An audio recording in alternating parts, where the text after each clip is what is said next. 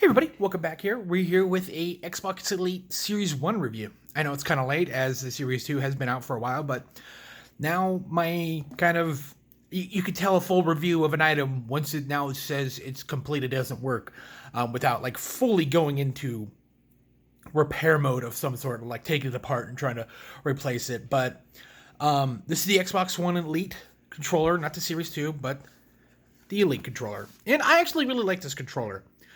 Though it had a lot of problems, and I put way too much effort into this for it, should anybody actually buy this.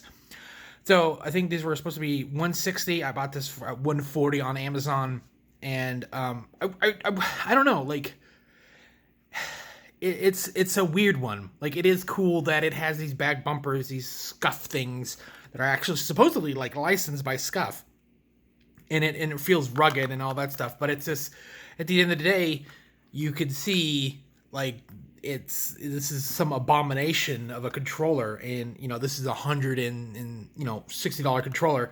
The bumpers don't work.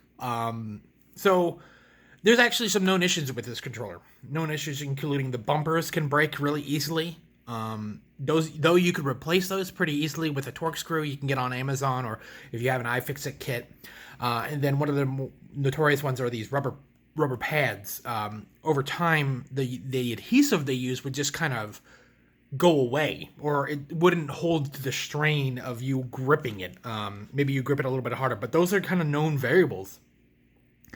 And so what happened was I would just put like super glue and Gorilla Glue over time, and then just like kind of layer it and make it kind of feasible. And then kind of recently I would just shave off just tons of rubber from this, just to make it so it like doesn't feel weird in my hand. And of course these bumpers are kind of glued shut so they don't fall off or get weird.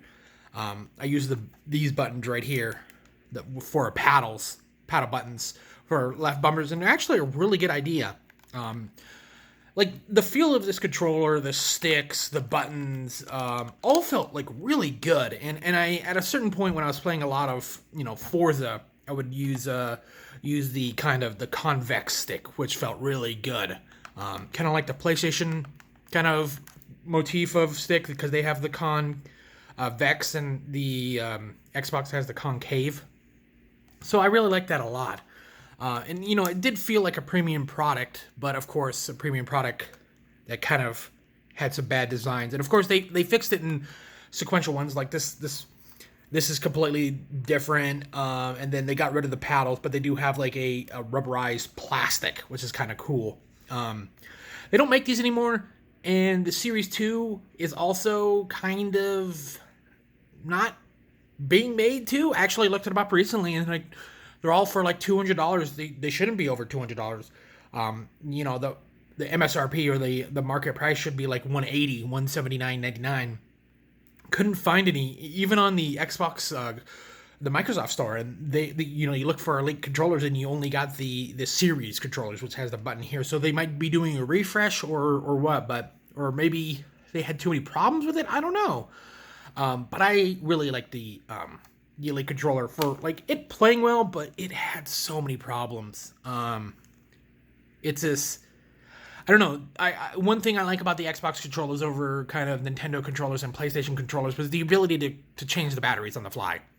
I'm not a really big fan of it having like the DualShock 3 and the 4. I hated those controllers as they had like the DualShock 4 had a 800 milliamp battery. That's like nothing. It's nothing when it's when you're transmitting audio through Bluetooth and sound and controls and a light here. Oh, of course the light was LED. It wouldn't drain much battery, but it's just like a lot of stupid stuff would drain it. So it's nice when you like, hey, because these ports on here are always shitty because they're micro USB. They're always bad for some reason. I'm really glad that it's USB-C now for kind of the new controllers, but still, it's dumb. Other than that, I would not recommend the Elite controller unless you are willing to understand that, hey, this is a premium product and there's a chance that some of it might break. It's like, look at this. Like, I had to just scrape so much of this stuff. You could see just to make it fit, because the rubber would stretch, like, scraping this off, and it's just, you know, the buttons feel fine, and you can see it's totally worn because this is what the sticks look like. I never used the long ones. Like, the concept of this was great, but it still felt real good in the hand. Even with all this stuff, it felt good. But yeah, that's my review of the Xbox Elite controller. I'm like really sad that this doesn't work because this is my go-to controller. Because I just love the heaviness of it. I like a really heavy controller. That's why I think, you know, when the 6-axis controller came out for the PlayStation 3, that thing was a piece of shit. Like, it was just so light because it didn't have rumble.